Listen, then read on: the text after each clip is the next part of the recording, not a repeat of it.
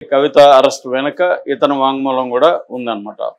So ఈ శరత్ చంద్రారెడ్డి కంపెనీలలో ఒక కంపెనీ పేరు Aurobindo reality and infrastructure private limited. అది ఆ తర్వాత కాలంలో ఆరో ఇన్ఫ్రా ప్రైవేట్ లిమిటెడ్గా కన్వర్ట్ అయింది.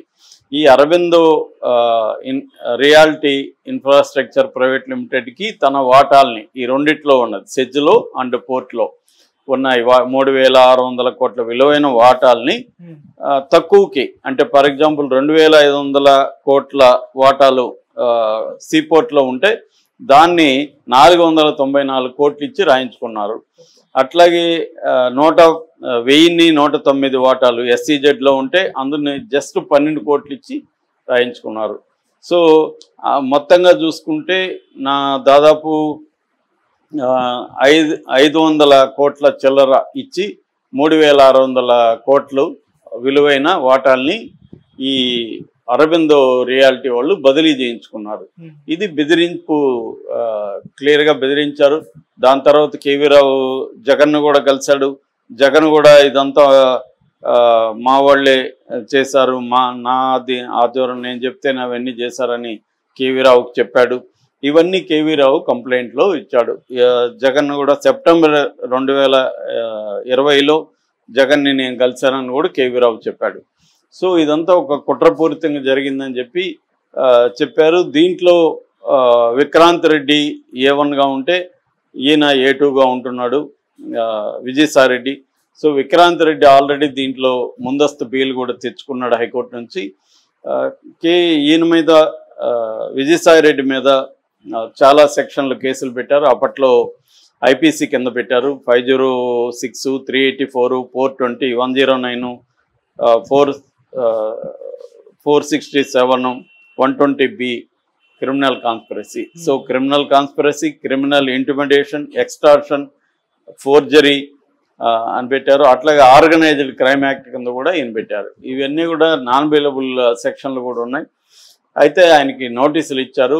దీనికి ముందే జనవరిలో ఆయనకు ఈడీ ఆయన్ని ఇంట్రాగేట్ చేసింది. ఈడీ దాదాపు 25 ప్రశ్నలు ఆయన అడిగింది. ఆ తర్వాత CID కూడా రంగంలో దిగింది. CID ఇప్పుడు ఆయన్ని 12వ తేదీ పిలిచింది. CID అరెస్ట్ చేస్తారని కూడా వార్త వైరల్ అవుతుంది. అయితే ఈయన ఇందాక చెప్పినట్టుగా బీజేపీలో జాయిన్ అవ్వడానికి ఈయన ఒక పక్క ప్రయత్నాలు చేస్తున్నాడు.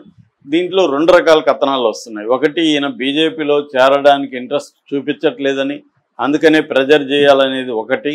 2, ఈయన బీజేపీలో చేరకపోయినా మా పని మేము చేస్తామని చంద్రబాబు ముందుకెళ్తున్నాడా అన్న డౌట్ వస్తుంది. కానీ బీజేపీలో చేరకుండా ఉండడానికి ముందే అరెస్ట్ చేస్తే ఈయన బీజేపీలో చేరకుండా ఉంటాడు, అప్పుడు మనం ఏమన్నా చేయొచ్చు అన్నది చంద్రబాబుకు ఉందని చెప్తున్నారు. ఎందుకంటే చంద్రబాబు ని పర్సనల్గా కూడా విజయసాయి రెడ్డి అనేక సార్లు అటాక్ చేశారు. రెండోది, వైసీపీలో నెంబర్ 2గా విజయసాయి రెడ్డి చక్రం తిప్పాడు. విజయసాయి రెడ్డి ఇప్పటికి కూడా మోడీతో, అమిత్ షాతో టచ్లో ఉంటూ జగన్కి ఒక లైజనింగ్ ఆఫీసర్ లాగా ఢిల్లీలో పనిచేస్తున్నాడు. సో ఇతన్ని కానీ ఇబ్బంది పెట్టగలిగితే వైసీపీ వీక్ అవుతుంది అనేది చంద్రబాబుకున్న అండర్స్టాండింగ్. దాని ప్లాన్గానే జగనే విజయసాయి రెడ్డిని రిజైన్ చేయించి బీజేపీలోకి పంపబోతున్నాడని కూడా వార్తలు వస్తున్నాయి. ఇది జరగకుండా ఉండాలంటే ఈ లోపల ఇన్ని కేసులు పెట్టి అరెస్ట్ చేసి జైల్లో పెట్టేస్తే విజయసాయి రెడ్డి బీజేపీలోకి వెళ్ళడానికి ద్వారం మూసుకుపోతుంది.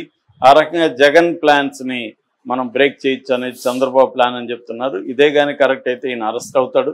ఒకవేళ నిజంగా బీజేపీలో ఆయన చేరబోతున్నట్టు వార్త కానీ కరెక్ట్ అయితే బీజేపీ అడ్డుకుంటుంది. ఖచ్చితంగా ఈయన అరెస్ట్ చేయకుండా బీజేపీ అడ్డుకుంటుంది. ఎందుకంటే చంద్రబాబు ఇండిపెండెంట్గా వ్యవహరించే పరిస్థితి లేదు.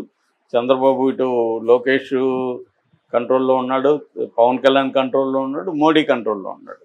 కాబట్టి వీళ్ళ ముగ్గురిని ధిక్కరించి చంద్రబాబు ఏ నిర్ణయం కూడా తీసుకునే పరిస్థితి ఇవాళ లేదు.